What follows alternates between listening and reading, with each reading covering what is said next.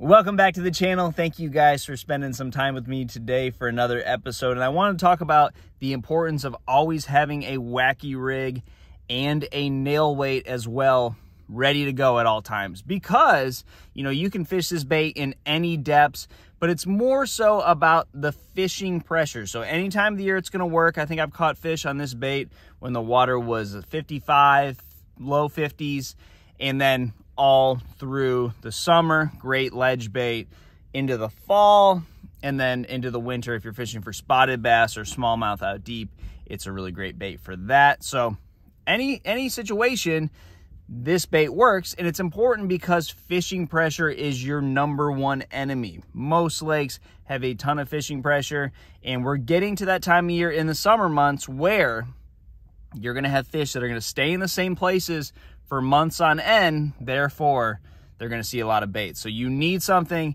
that is going to just work when nothing else will. And that's the Wacky rig. That's the Nico rig.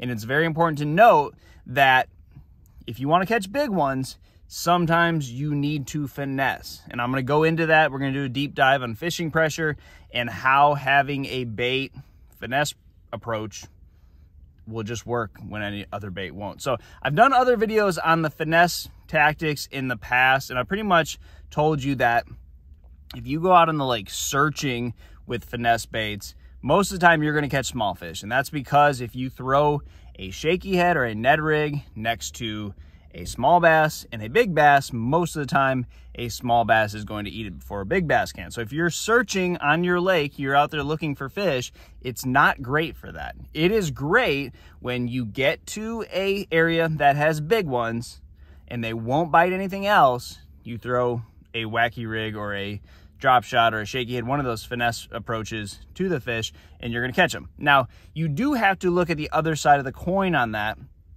And typically, there's not always just going to be big ones on spot. So if you do have places where you've been catching big ones and you go there with finesse gear, you're not always going to catch big ones. If there's little ones there, and most of the time there are. So that whole saying, you can't win tournaments on finesse baits, does have quite a bit of validity.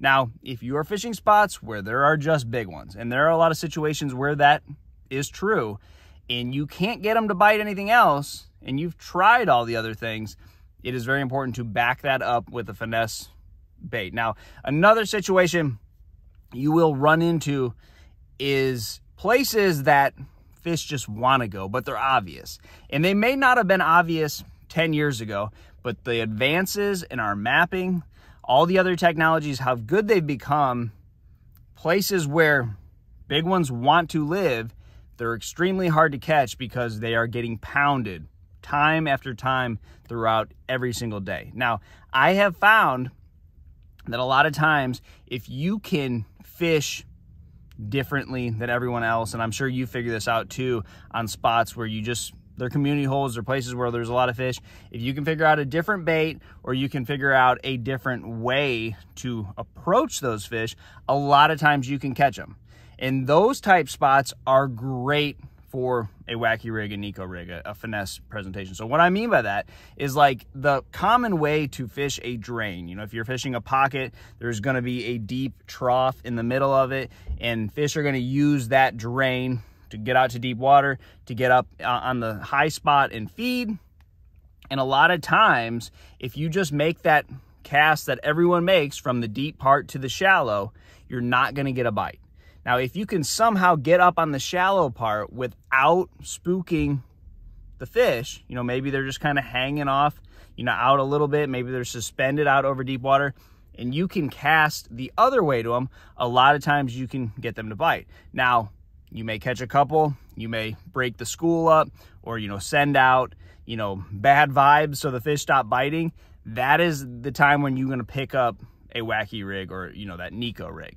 So it's important to know when to throw that bait, because it's not just always go down the bank and fish those baits. But that is another thing. You have seen David Dudley, John Cox, where they go to basically every lake and just fish a wacky rig all day. And you got to kind of take that with a grain of salt, because Those guys are fishing big tournaments with the best guys in the world that put on a ton of fishing pressure on historic lakes that get a bunch of fishing pressure already as it is. Then you add in all the spectators and tournament boats, and they're just catching fish really well, so putting more pressure on the lake. So when you put a lake, we'll just call it high alert, you know, pretty much it's hard to catch anything because there's just so much fishing pressure.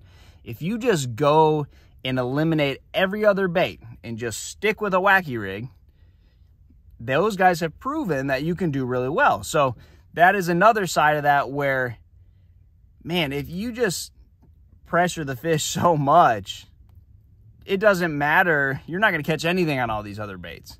You know, if you don't have the right conditions, if it's just a blue sky, sunny, not a lot of wind, it's hard to catch fish on anything on lakes that have a ton of fishing pressure. So that is another reason to keep those baits rigged up year round. So that is fishing pressure. You know, you really need to understand when to implement these baits. And I'll put another example out there. So if you're fishing, let's say as a co-angler, you know, that's another place where finesse fishing has kind of always dominated.